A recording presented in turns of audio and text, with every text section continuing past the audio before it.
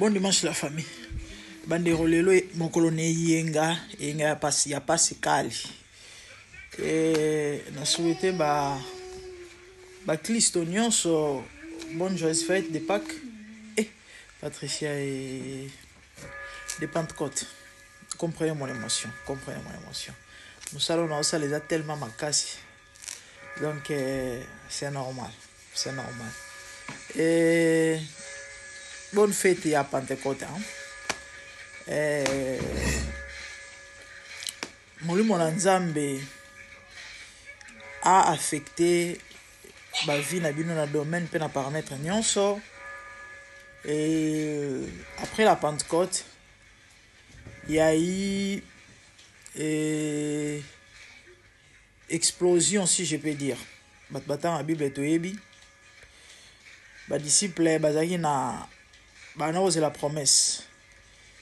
Et après kokangama na kati ya ndako pendant plusieurs mois, quelle persévérance, ça fait un jour, hein, kaka po bazela et manifestation de puissance bazela consolateur et tant aye akiti ba dégâts et salima ya rosaranate ba dégâts mais en bien. Bible zolo ba Pierre pardon wazara payere mtawanga na Yesu mais a déclaré tellement témoigner à lobi bopona taba yebise que non ana droite abi bopona ou bien Nzambe ou bien bino et na mukolo moko Bible zolo ba ateya plus de 3000 personnes ba mola metema présence mo na Nzambe ya ko accomplir mabobele na vie ya mutu pe me ma changement belé de souhait na ngai pona ba Kristo nyonso ya mokili mobimbeza ke date oyo to pe mokolo oyo to célébrer fête ya Pentecôte ezala début ya changement na mamu nyonso na ba vie na bino molimo na Nzambe a affecté bino. La famille ndena lobaki na bino ke mokotolelo mokolo na eyenga to beta masolo ya église to beta masolo ya bana Nzambe ya mambo ezo koleka na corps du Christ, hein? Bah, on peut qu'en parler, hein? Toi na mokili ya bato on to sane actualité information du jour nini bandeko papa ya biso Roland Dalo, pasteur Roland Dalo, un homme de bien, ah oui, hein, c'est un homme de bien et mtozanga mabete, hein, mtozanga pe malamu te mais ba jijara motu tope ba lobane ba identifier motu par rapport à et logo ba to ba yebi plus sur la personne bon ata ozala mabe c'est normal à motu, hein, ana mamna ya mabe mais c'est un homme de bien, hein, asola bien, c'est un homme de bien. J'aime sa simplicité. Malgré millionnaire, mais c'est un homme simple. Très simple. La piste pas dans l'ombo de la famille. La mi fanini. Pasteur dans l'obé négoté. Na habité matin on sur base de quoi? Est-il que jouer exemple, il y a famille naé, il y a bokilo naé, où ils allaient passer à l'autre lombo. Mambo sala mwana ne ya mwasi. Elle s'appelle comment? Notre petite sœur. Moi papa de l'homme mwasi ali boso comme le kimingai. Passer dans l'autre exemple ndenge l'autre lombo a sala mwana boye. To comme un morceau comme ça vous juger. Ngana oloba on a na oposa oloba mais pourquoi tu es ko solo là? Parce que Zaire Ziki balobi non à quoi comment à niveau on a été marmio ces ala rolobate. Pourquoi marmio ces ala rolobate ou encore pourquoi quoi koloba yangote? Je vais vous expliquer juste Tolanda atana 1 minute dans chanyon sauté mais Tolanda na 1 minute marmine passer dalo alobaki o ememisien kolo topé ememelie ememisien ngambo, hein? On y na mona na misna ngai Et la famille attendait et elle est où la vidéo? It's gone on. Ah, Yango. Commence à l'aimer. Ma fille est née à son anniversaire le 6 juillet. Et c'est le 6 juillet 2012 que ce jeune homme vient de faire sa demande d'emploi chez l'honneur. Et le 7, je le reçois le 2.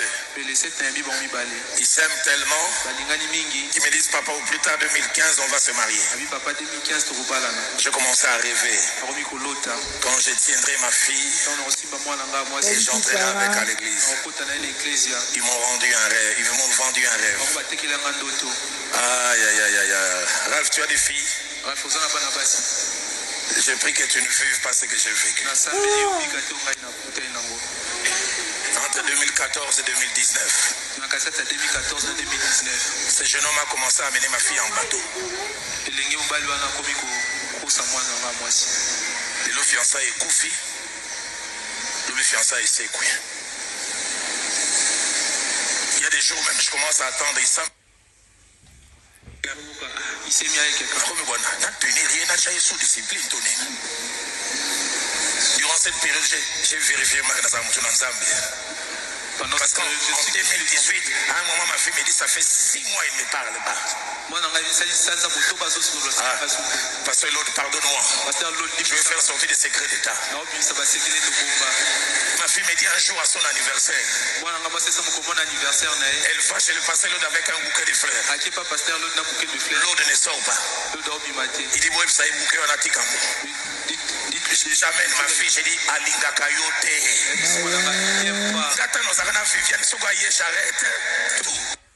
Ouh là là. Bon, ngonge poussane. Nasikala na 2 minutes pour na décortiquer. Boyoki binomoko na mukuse pour na bato peut-être bon un problème en compréhension parce que bato souffre tika yoka 20 minutes ou 30 minutes pour comprendre. Passer Roland alors expliquer. Ndenge nini Lord Lomba nyola mwana nae ba makango de gauche à droite wana ba balanete lelo fiancé ekufi lobi fiancé c'est que akoyoka boya balingi fille mususu en fait bato bele ba sepeli nango te balobi ma mususu za rolobate effectivement ils ont raison quelque part bon l'homme de Dieu ba noté hein certainement il donnait conseil na bandenge mo mais est-il que ya solo maramnyo ce za mamba rolobate en fait Zahir eziki pourquoi parce que bino obigala mokilo lo bombo marate eza basango to yokaka et du coup le pasteur Roland Dalo ndenge to meyi ko sala analyse aika ko confirmer ba spéculation ou encore ba rumeur ya oyo to yokaka parce que mambo mingi loba maga ezala rapenza yango te hein monsieur za solo monsieur za lokuta mais est-il que y a pas de fumée sans feu ba mambo belelo mamaga ezala rapenza ndenge wana donc aiko confirmer et du coup bandeko et afungoli placard alors effectivement toyoka sangwa ki ndumba ya pasteur Lord Lombo balobi tireur d'élite ya des gars pasteur nini ya munene ya Kinshasa o Lord Lombo a se présenter na famille pozo mwana nae toyoka matanga kombo évangéliste Kizamina apôtre Mutombo Kalombo moi ebele donc azala proposer à babana na bango na nyonso voir même ba master Enis musu ba bebana parce que munduki parce que lelo papa Dalo a confirmé que mambo nezalaka mambo solo inami même oyo afrikantaka Philadelphia ebisanga ke na libala na bango baboya do bato baya et bah je sais pas par invitation si on peut dire nous vivons les églises monnaie normalement tout le monde devait venir mais bah permettre à rater hein si je peux dire ça comme ça bah permettre à rater bah fille topé bah tout nyon so bah ya parce que bah no banga ke bobi tango ezalaro nana côté le mela libalo bah on est ko banga bana basibate parce que ya bah fille bah no lela bah msuba longola bah on bazemi ba misusu ti lelo ba lela rasuwe na bango ezalaka libala Lord Lombo ekufa bon motema na bango kokita pona mambo Lord sala et du coup pasteur Dalo aika ko confirmer ba mambo nezela ba mambo solo pour batebele te abotika ba kosela ka makambo bongo donc lelo to confirmer que nous ezala mambo lokuta te Donc Papa Dalo prochainement.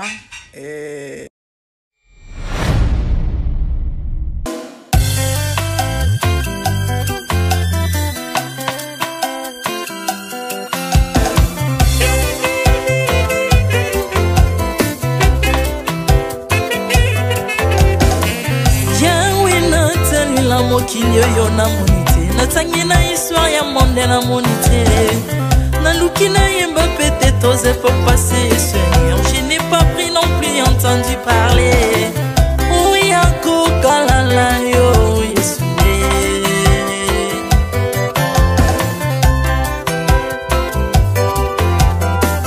même na domaine ya sorcellerie nationale atana yo international papa na yo kisangwa banzamba mokilo yo mokota kufa se kwa lokola yo Yesu nanya voyage lokola yo nanya wakoka nino ya wanzambe uni masomo ya ekusu ponanga okufose kwa poyo zali nzambe Yesu nzambe moneno kitanase olata nzoto poyo bikisanga okitana se pozwe sikananga ofuta nyongo na nzambe nanga Yesu ozali nzambe onkote ya okani na yo ozali nzambe obongwani te Yesu Yesu ozali nzambe onkote ya okani na yo ozali nzambe obongwani te Yesu Yesu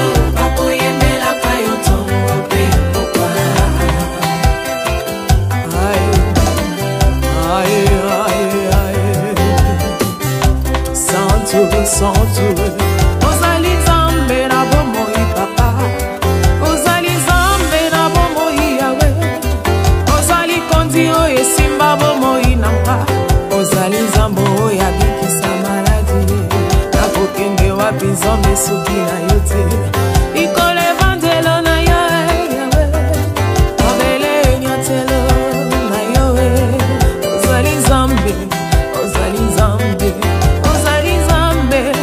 kote lokola yo zambe na ngoya olatike mo bandina mo santu ozinga bina bangelo bakoyemela kayo tomo pe popa maintenant tu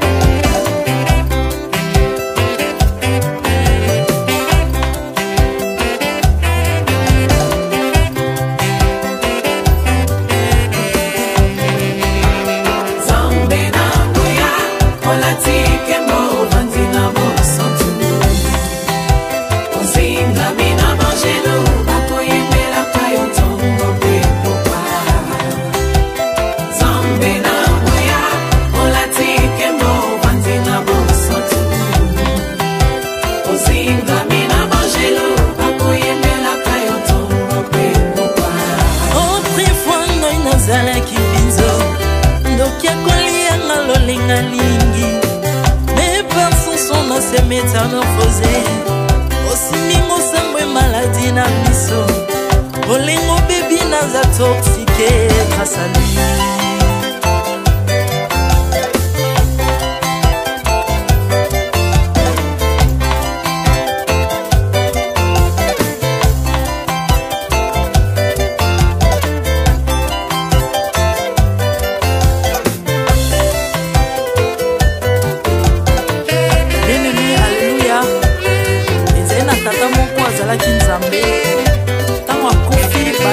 Balobi que non akosekwa konzamba bakristo pase alors ko ba faciliter lisekwa na eba kuna mutu libanda otanga kolamuka abimake mbala moko mais comme nzambe na biso nya kokambola gloire na moto te lobi na ona tongo baya kokuta bangulu basepelisa mutu ya nzambe na bango yango bien aimé batona bakoma o biso de l'air ngulu te o milimo mabe kotaka na ngulu. So bino bolia ngulu te po minimo wabe kota na ngulu bomela mai te po minimo wabe kota na mai yango to kumisa nzambe ko akufa asekwa avani na